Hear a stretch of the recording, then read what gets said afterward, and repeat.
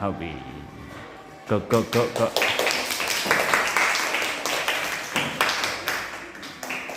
သူကဟိုဟာပေါ့ကွာ